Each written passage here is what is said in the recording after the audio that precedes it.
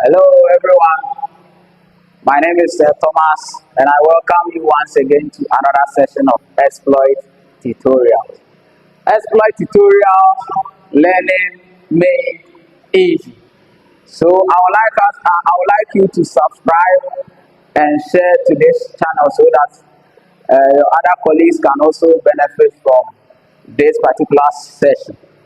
Now, today we are analyzing another problem in basic mechanics, and this is a problem on the parallelogram law with the use of cosine rule and the sine rule.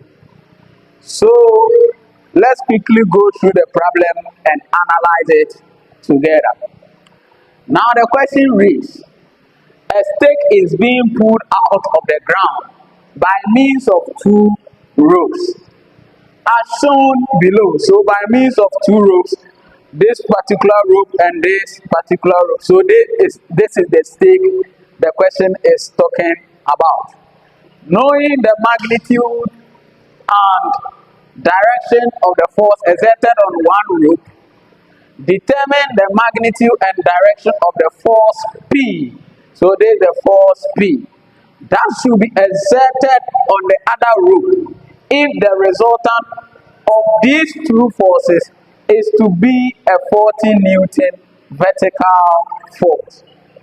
Also, determine the angle the 30 Newton force makes with the unknown force.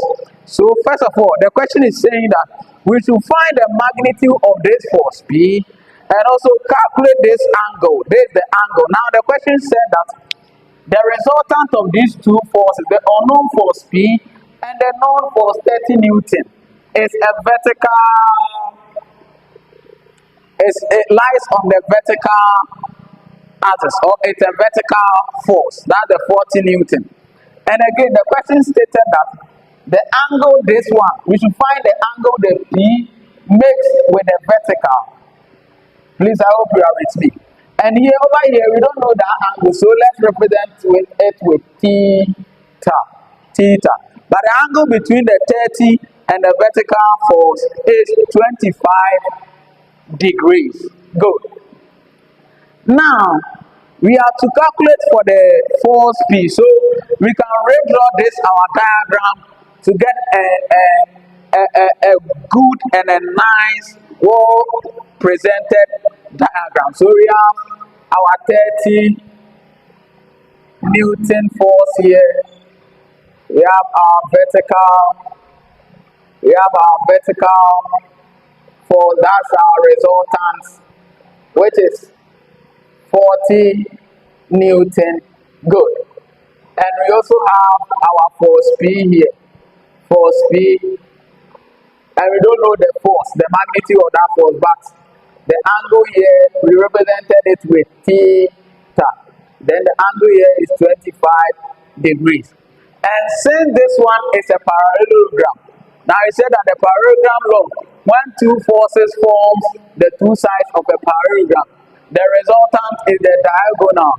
So if that's the case, that means we can replicate the force P, this force P over here, to form a parallelogram. And once we're able to replicate the force P here, we can say that the 30 Newton force, the force P, and the 40 Newton force now forms a triangle. Please, I hope you are with me. Good. If they are forming a triangle, then we are going to use the cosine rule to calculate for the force P. Since we know the opposite or the angle opposite to the P, we can use the cosine rule to calculate for the P, because the cosine rule says if you want to find P squared, it is equal to 30 squared plus 40 Newton squared minus 2 times 30 times 40 cos the angle opposite to whatever we are looking for here, which is the P. So cos 25. Cos 25. So calculating this, we have p square equal to 324.861 Newton. Very good. Now we are looking for the p. So all that we have to do is to take the square root of this side, then we take the square root of this particular side too. So the square takes off the square root. P gives us root of 324.861 will be equal to 18.024 Newton. 18.024 Newton. So that gives us our P. Very good. Now, after we've been able to solve for the P, the question also stated that we should solve for the angle the P makes with the vertical force. That's the theta. Now, since we have theta here, and the P here and the P here are parallel sides. That means the theta is adjacent to this side, so this side also becomes theta. Now, with the use of the sine rule, the sine rule says that if we have a particular magnitude here, say 30, so 30 divided by the sine of the direct opposite angle. So what's the angle opposite to the 30? Theta, right?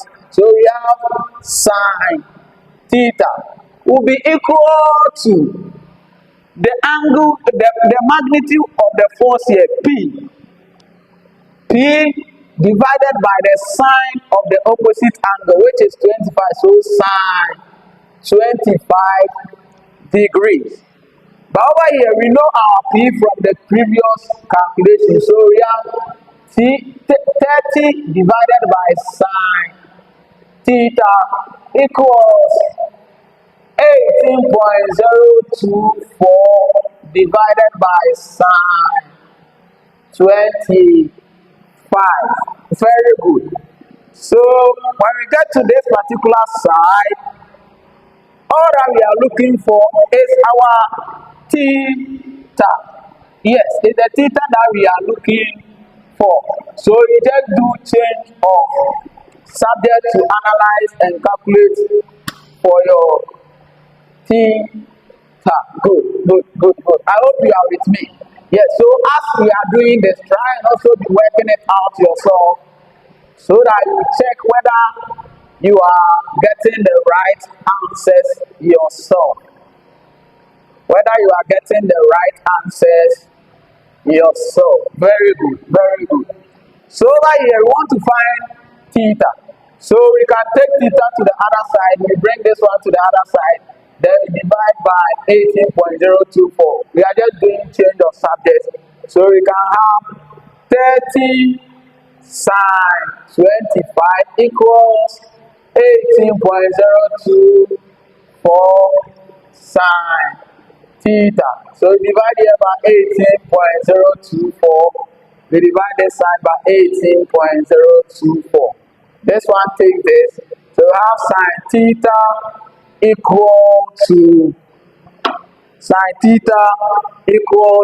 this particular value, which is 30 sine 25 over 18.024.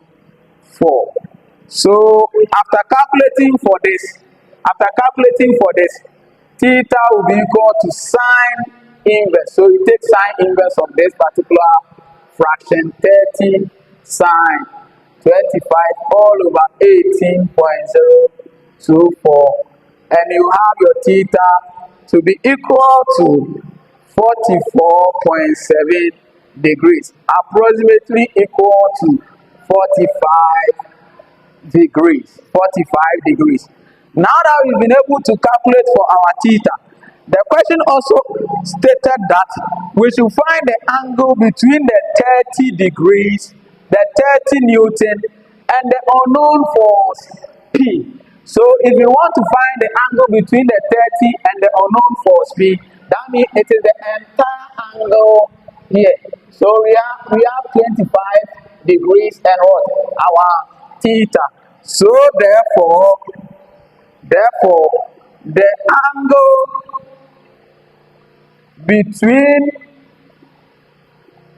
the 30 Newton force and P is 25 degrees plus 45 degrees, which will give us 70, which will give us 70 degrees. 70 degrees. So that is that for this particular question. We've been able to go through the question.